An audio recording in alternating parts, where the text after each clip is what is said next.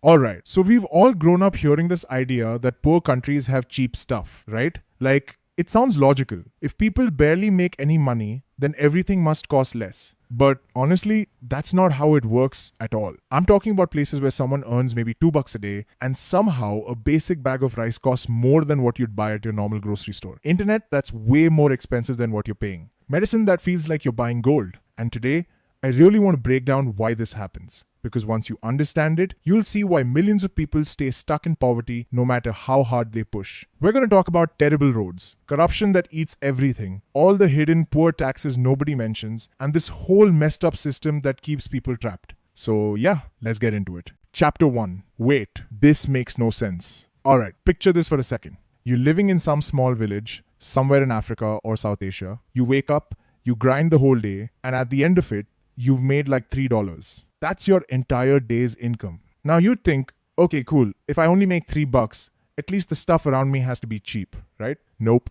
You go to buy a Coke, it's $2. A loaf of bread, $3 or $4. And if you want internet at home, that's like $40 a month. And you're just standing there thinking, bro, how is any of this supposed to make sense? But then look at someone in New York. They're making $100 a day. Easy. Their Coke is $1. Their bread is like $2. Even their internet is cheaper. The person with way less money is paying more for the exact same things. Sometimes for stuff that's not even good quality. And this isn't just some weird inconvenience. This is literally how people stay poor. It's a trap. Like no matter how hard you try, the math just doesn't let you move forward.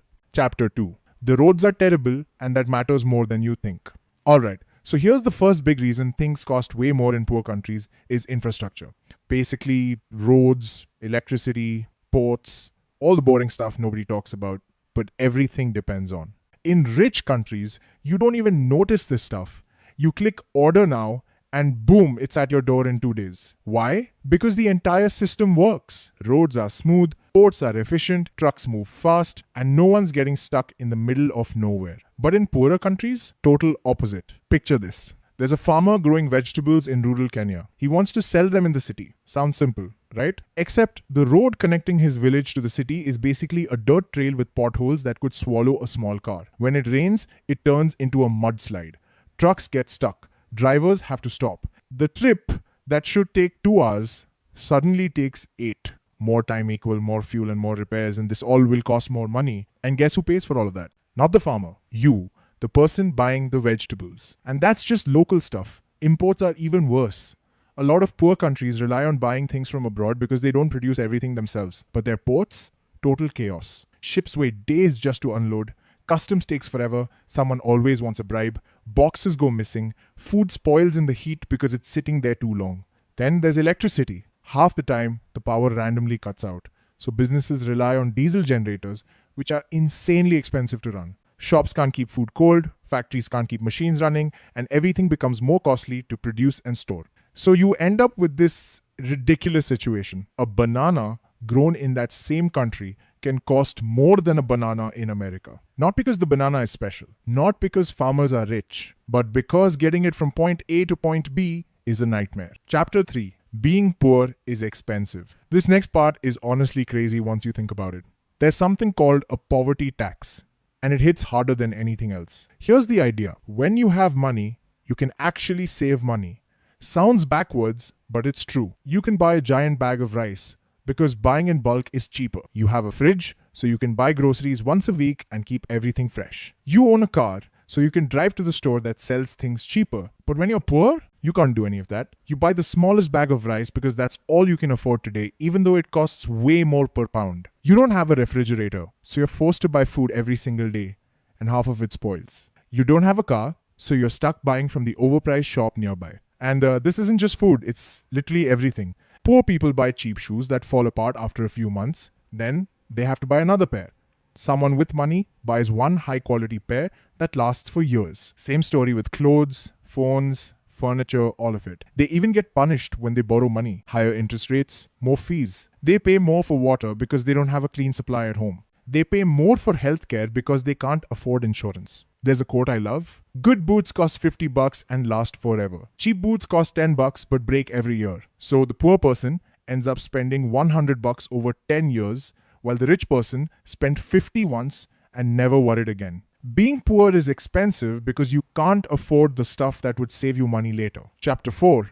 Their money is basically worthless. Alright, here's the next big problem: the money itself. And I don't mean that in a disrespectful way. I mean, their currency is weak, the dollar is strong, the euro is strong.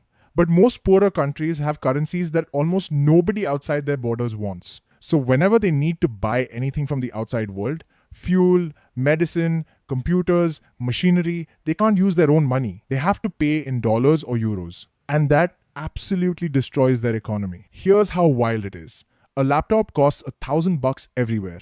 For someone in America making 50K a year, that's nothing, maybe 2% of their income. But someone in Bangladesh earning around $2,500 a year, that same laptop is basically 40% of everything they earn in a year. And because their currency is weak, the conversion can make it even more expensive. This hits hardest with things like gas. Gas is priced in dollars worldwide. So even though poorer countries desperately need affordable fuel, they end up paying the same or even more than rich countries. It makes no sense, but that's how the global system works. And here's the part that really hurts. A lot of these countries actually do have valuable resources: oil, gold, minerals, crops.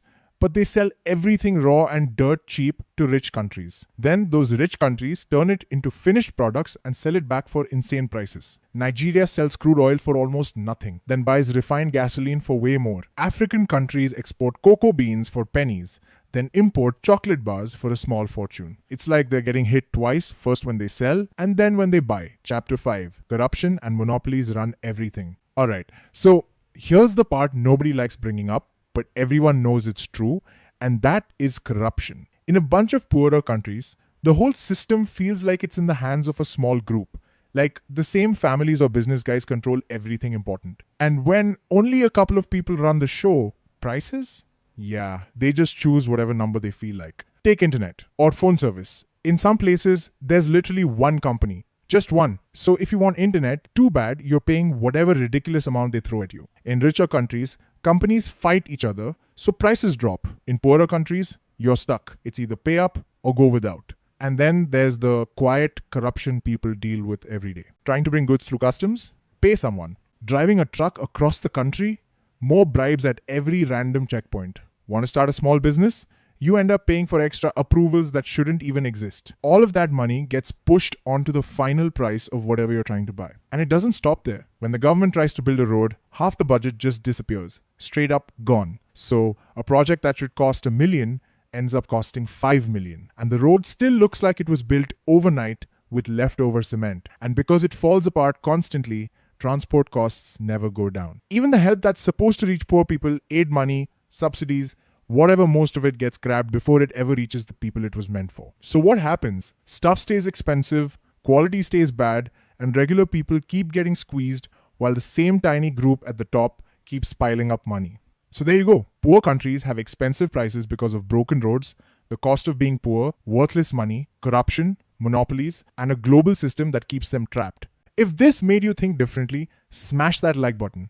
Subscribe if you want more videos breaking down how the world actually works. And drop a comment what surprised you most.